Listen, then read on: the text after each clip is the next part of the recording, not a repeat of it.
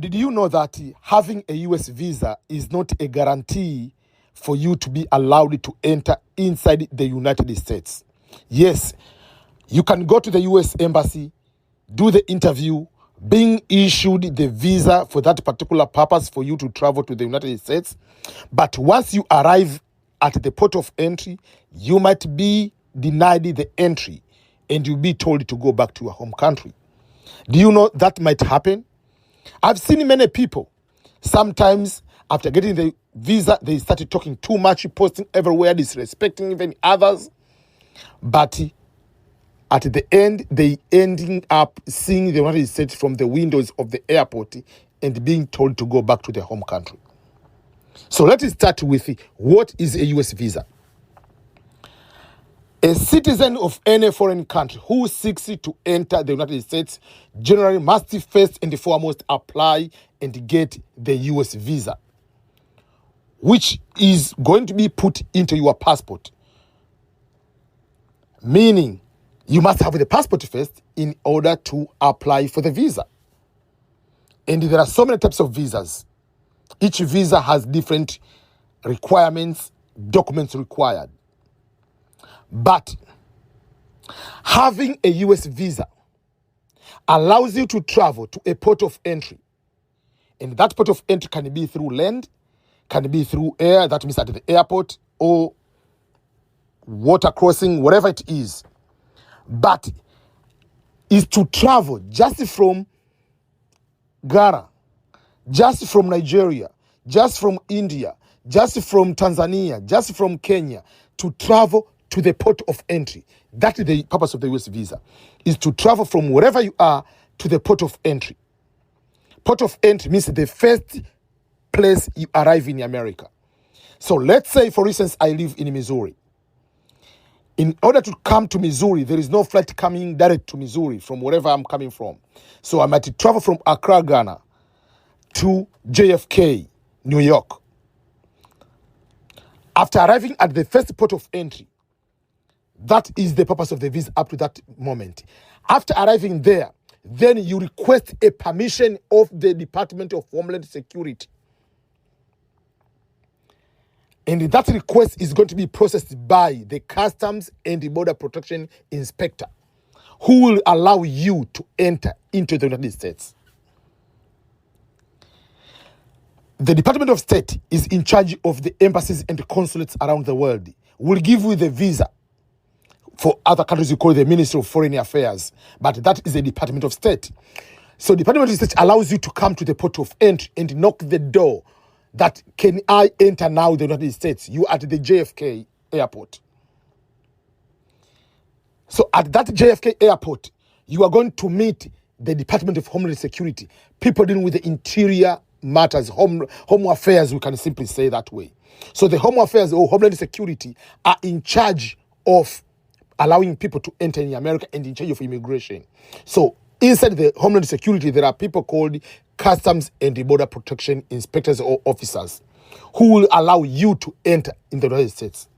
So while having a visa does not guarantee you the entry to the United States, it does indicate a consular officer at the US Embassy or consulate around the world has determined that you are eligible to seek an entry. You are eligible to knock the door at the port of entry for that specific purpose. That I knock the door, now I'm at JFK, I'm coming here to visit my uncle. I come here to go for the medical. I come here to go for studies. I come here as a DV lottery winner. I come here as whatever it is. So that is the purpose. So the Customs and the Border Protection Officer will grant you that permission. Now I open the door, enter the United States. That Customs and Border Protection Officer has authority to deny you the entry despite you having the visa. I can give you an example. Let's say you apply for the visiting visa. You say you are going for graduation of your brother or your sister. You are going to stay in America, you said, for 10 days. That's at the time of the interview. That's what you put on the visa form, DS-160. But deep down, you know you are coming here, you are going to stay for a month. But on the application, you put that number of days. You arrive at the port of entry, you say, oh, by the way, I want to stay there for a month. Changing that decision of number of days might make someone to be denied the entry. You come here for visiting. They open your luggage. You have already your resume. You have your transcript and the phone conversation that you already put there. I'm coming here to stay forever. That will cost you a lot. So there are so many factors which will make the person at the port of entry, the Customs and Border Protection Officer, deny you the entry. There are a number of reasons. I'm not going to all those reasons. But my point I want to make is when you get the visa, don't start changing the documents. Don't start changing the story. Don't start changing the state you requested you are going. You said you are going to the graduation of someone in this particular state. Go there. Don't start, by the way, I'm not going there because I already have the visa.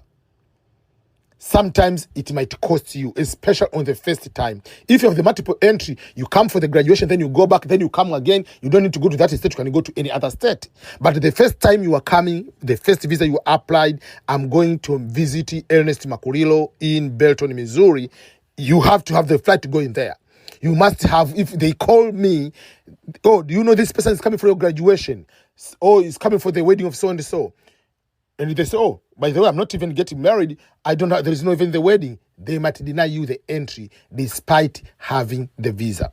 I've seen few cases where people change their stories or change the documents, or the Customs and Border Protection Officer, they try to follow up by calling someone which you have written on your invitation letter or on certain information, and they deny you the entry. So just remember, having the US visa does not mean you have already been given the permission to enter the United States. You have been given the permission to go to knock the door at the port of entry.